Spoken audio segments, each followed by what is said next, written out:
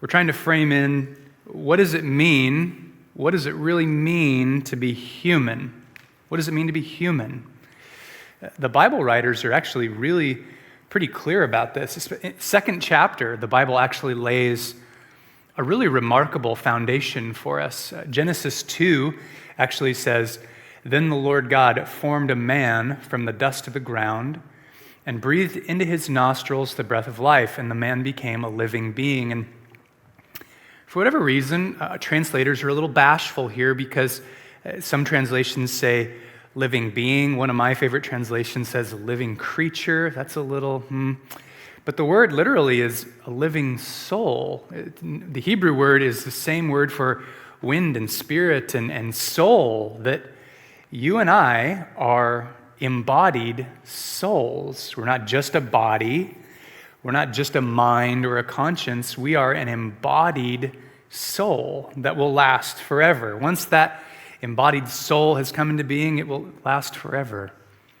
There isn't one person that you won't talk to today that isn't an embodied, not just a creature or some kind of a being, but an embodied soul. You're looking at a soul on display in real time, and that soul will last forever. If you go to the grocery store today, the gal checking out your groceries is she's not just a creature, she's a living, or he's a living soul that will last forever. And so at the very bedrock, the Bible is really clear, and really this gives us an amazing picture of what it means to be human. Framing in humanity means to be a living soul.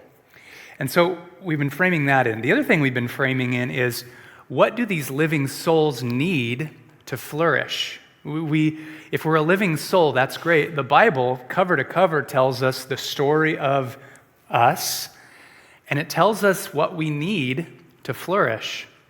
And Neil's touched on a handful of things that some of them we like and some of them we don't, like confession and things like that. We're like, I know that's for my flourishing, but I don't want to go there.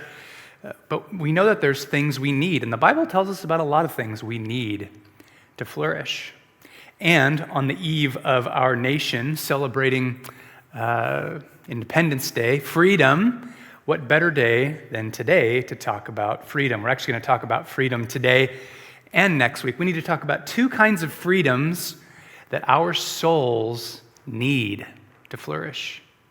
That's what we're going to try to frame in. What do we need to flourish? We need freedom, and we need two different kinds. Today we're going to talk about freedom in regards to outcomes. And next week, we're going to talk about freedom with regards to obedience. Okay? So today is outcomes. Part 2 next week is obedience. And you parents, you're like, obedience, I need this for my children. So come on next week, and we'll talk about the freedom that comes from obedience.